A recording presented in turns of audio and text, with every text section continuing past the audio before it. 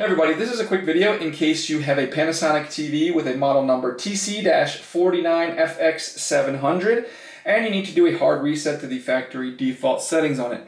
Now you can do this via one of two ways, either the setup menu or the physical buttons. I'll go over both in a second, but there's two reasons you might want to do this. The first one is troubleshooting. If you're having issues with your TV where it's not working, it's not the screen's not coming on, it's not making sound, it's not responding with the remote, anything like that, not pairing with the remote.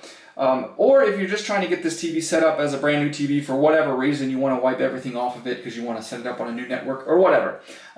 Now, there's two ways to do it. First is if the remote of the TV is working, we can do this via the setup menu. Just you're going to hit menu on the remote and then we're just going to select setup from that menu and then system and then factory default and then just hit yes to confirm it and that will reset everything.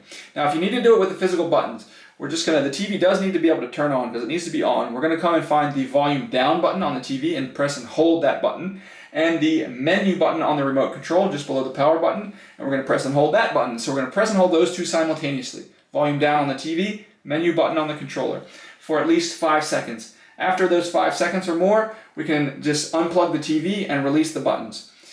Then wait a second, plug the TV back in, and it will automatically, when you turn it on, it'll start up like it's starting up for the first time into its factory defaults.